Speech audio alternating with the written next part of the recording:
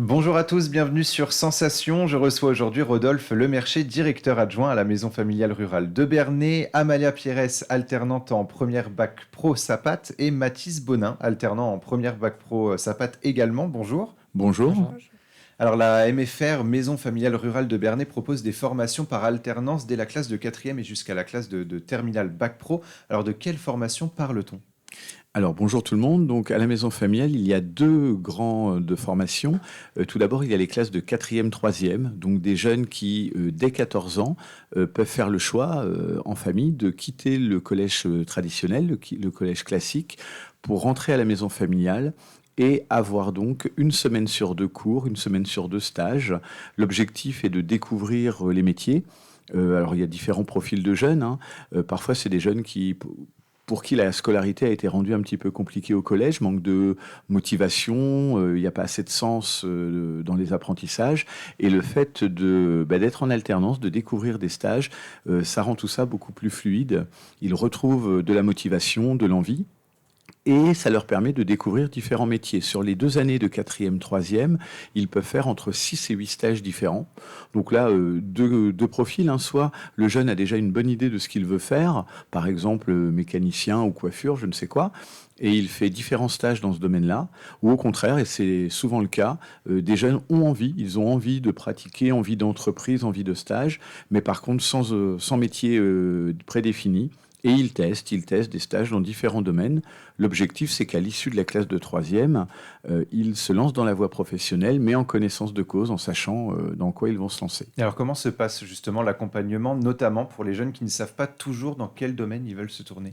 Alors ça, c'est le travail des formateurs. C'est un travail qui se fait en équipe et avec les familles, où vraiment on prend chaque jeune pour une individualité, au cas par cas, et on l'accompagne dans sa progression, dans sa recherche de stage, voilà, ses centres d'intérêt sont pris en compte, dans ce qui est faisable aussi, en fonction de ses capacités ou de sa zone géographique, par exemple. Par contre, l'objectif est différent pour le bac pro SAPAT. Là, ça s'adresse davantage à des jeunes qui sortent du collège ou qui font une réorientation après une seconde générale, par exemple, et qui viennent chez nous avec une véritable envie de travailler dans le vaste domaine du service à la personne. C'est notamment le cas d'Amalia et de Mathis qui sont avec moi aujourd'hui. Alors justement, Amalia, comment est-ce que vous avez été personnellement accompagnée par la MFR et qu'est-ce qui la différencie d'un lycée habituel? Dans un lycée habituel, on n'est pas supporté, enfin, on n'est pas aidé par les professeurs tout le temps. Par exemple, pour les devoirs, on est accompagné. Même pour les stages, si on n'en trouve pas, on a toujours des solutions. Et quand on se sent mal ou qu'on a du mal à suivre dans les cours, il y a toujours quelqu'un derrière nous. Alors vous avez un petit peu parlé justement de SAPAT, un service petite enfance, si Alors je me c'est souviens un bien. bac pro service aux personnes et animation du territoire qui veut englober l'ensemble des métiers du service à la personne. Donc effectivement, il y a la petite enfance, mais aussi l'accompagnement de la personne âgée, de la personne en situation de handicap, l'animation avec des groupes d'adolescents et tous les métiers du social. Et quelles sont les conditions pour entrer justement à la maison familiale rurale de Bernay notamment? Alors, pour rentrer en classe de quatrième, troisième, il faut avoir 14 ans au plus tard pendant le premier trimestre, mais avoir 14 ans, c'est le critère essentiel pour pouvoir aller en stage. Et puis surtout, c'est la motivation. La motivation à venir dans une école différente, la motivation à aller en stage et l'envie de reprendre un nouveau départ, souvent à 14 ans. Par contre, en bac pro, là, la motivation pour le service à la personne est le critère essentiel. On n'est pas tant sur des critères de réussite scolaire ou de résultats ou de notes, c'est un peu passé tout ça. On est vraiment sur ce que le jeune est en capacité de donner et sa motivation voilà, pour avancer. Alors Mathis et Amalia, pourquoi avoir rejoint justement le bac pro SAPAT? J'ai rejoint le bac pro SAPAT parce que déjà, je n'étais pas à l'aise dans des lycées normaux. Et j'ai toujours voulu aider les autres. Et le bac m'offre beaucoup de choix dans l'avenir.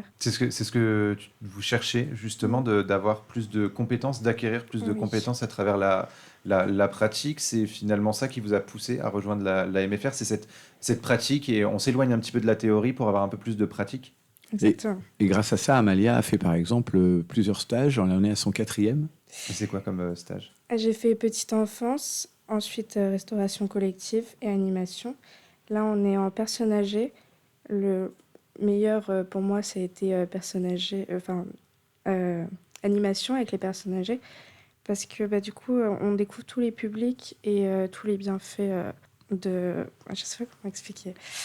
Euh, Et vous voyez un petit peu toutes les compétences et justement ce côté aide à la personne. Parce que les personnes âgées notamment souffrent beaucoup de solitude. Est-ce que c'est aussi une motivation de votre part d'apporter cette lutte contre la solitude à travers votre présence et vos animations? Ah bah, on se sent utile et puis les personnes âgées ont besoin des personnes comme nous, du coup, qui vont les aider H24, même si c'est pour les soins ou les animations. Même pour les sorties, ils ont besoin parce que parfois ils sont en absence de motricité. Et pour vous, Mathis? Moi, j'ai rejoint la MFR parce que du coup, au début, j'étais parti pour un bac pro à SSP. Sauf que, en fait, en lisant les portes ouvertes du bac pro SAPAT, je me suis dit que ça valait plus le coup de faire ce bac pro parce que vraiment, on a beaucoup plus de domaines ouverts pour les métiers plus tard. Et vous vous destinez à quoi chacun? Est-ce que justement ces différents stages vous ont permis d'avoir peut-être une idée de votre avenir, de votre futur métier? Moi, mon métier était déjà tracé. Enfin, j'étais déjà parti du coup dans le domaine de la petite enfance. Donc moi, c'est personnellement assistant maternel. Mais vraiment, le bac pro, ça pas. Bon, après, j'ai plus découvert, on va dire, du coup, avec les stages. Mais comme là, tu l'as avec les personnes âgées, je me dis, ça sera un métier vraiment si au cas où. Mais je reste tout le temps dans la petite enfance. Et l'exemple de Mathis est excellent parce que la petite enfance est souvent associée à des femmes et il y a de plus en plus d'hommes dans les métiers du service à la personne. Il y a besoin d'hommes notamment pour accompagner les personnes âgées, mais aussi pour être un exemple masculin dans des crèches ou dans des structures avec la petite enfance. Justement, c'est intéressant, la MFR défend cette idée aussi qu'un métier n'a pas de genre finalement. Alors complètement, et puis le domaine du service à la personne est en train de se repenser. La période Covid a été très marquante, et dans le fait de se repenser, il y a aussi le fait de s'ouvrir davantage au domaine masculin, au profil masculin. Il y a besoin de mixité dans ces domaines. Alors, on va rebondir sur vous, Amalia. Donc, est-ce que vos projets d'avenir sont déjà tracés ou est-ce que vous cherchez encore un petit peu? Je recherche encore un petit peu, mais avant d'aller à la MFR, je voulais être professeure en école. Mais depuis, ça a changé. Je veux devenir... Enfin, j'ai beaucoup de projets.